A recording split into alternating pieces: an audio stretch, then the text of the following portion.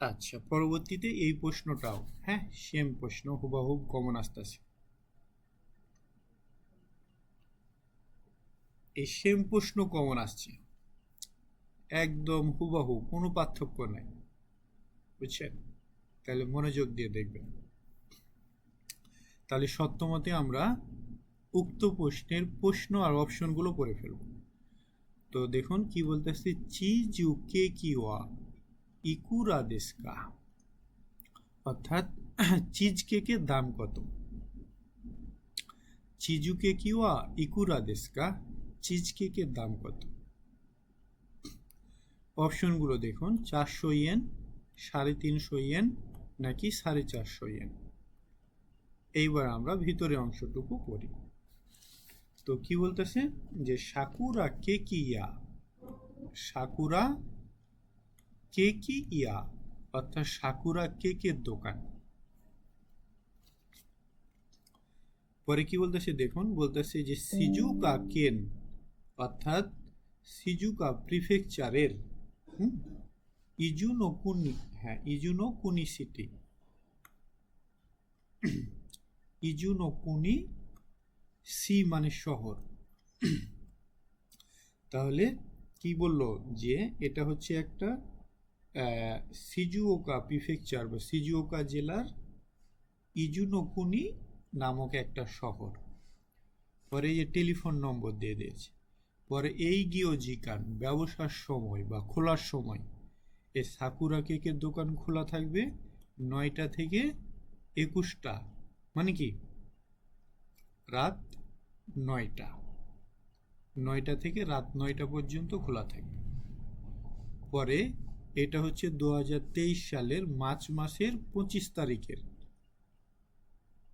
25 তারিখে কয়টা, এই তো 13টা 25, মানে একটা 25-এর আর কি একটা বিল।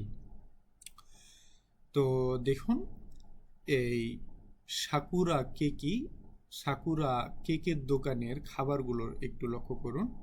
চকুরের তো কেকি, চকলেট কেকের দাম হচ্ছে 400 ইয়েন। এই সাকুরা কেকের দোকানের চকলেট কেক হচ্ছে 400 ইয়েন দাম।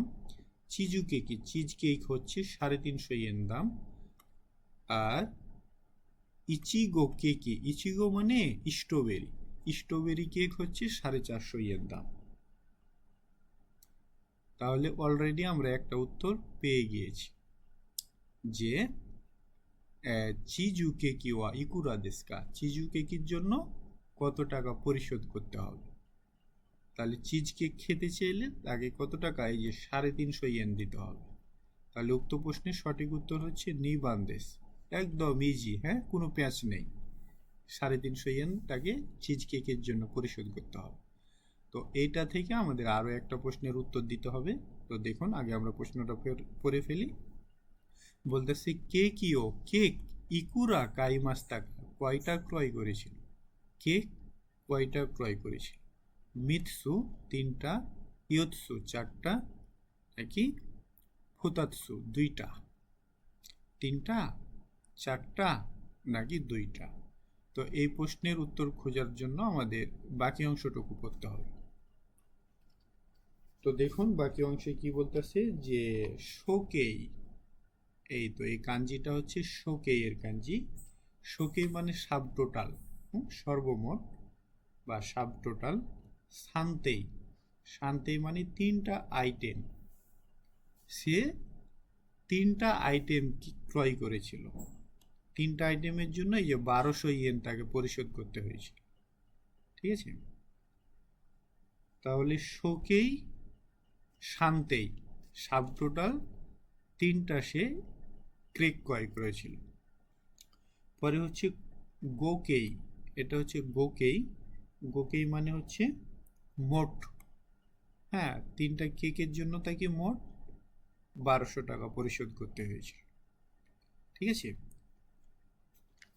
তাহলে সে কি 3টা কেক ক্রয় করেছিল, 3টা কেকের জন্য তাকে 1200 টাকা বিল আসছিল এবং সে 1200 টাকা পরিশোধ করেছিল। আরও কিছু দেওয়া রয়েছে দেখুন, বলতেছে যে ও আজু কারি, ও আজু কারি, এই কাঞ্জিটা হচ্ছে ও আজু কারি, অর্থাৎ গ্রহণ করা হয়েছিল। মানে টাকা দিয়েছিল, সে টোটাল 1500 টাকা দিয়েছিল ওই কাস্টমার, আর ওই যে দোকানদার গ্রহণ করেছিল 1500 টাকা। এখন তার বিল হয়েছিল 1200 টাকা, সে হয়তো ভাঙতি ছিল না, গোটা টাকা ছিল বা নোট ছিল, এই জন্য সে 1500 টাকা দিয়েছে। আচ্ছা, পরবর্তীতে দেখুন বলতেছে অসুরি। অসুরি মানে ফেরত, যেহেতু তার বিল 1200 টাকা, সে দিয়েছে 1500 টাকা, তার মানে কি দোকানদার তাকে 300 টাকা ফেরত দিয়েছে। তো এই ছিল আমাদের ভেতরের সম্পূর্ণ অংশ। তাহলে আমাদের প্রশ্নটা কি ছিল, যে সে কেক কয়টা ক্রয় করেছিল? তাহলে কয়টা কেক ক্রয় করেছিল? 3টা কেক ক্রয় করেছিল। আর 3টা কেকের দাম ছিল 1200 ইয়েন। তো এই তো সেম হুবহুব এই প্রশ্নটা আসতেছে জিএফটি পরীক্ষায়।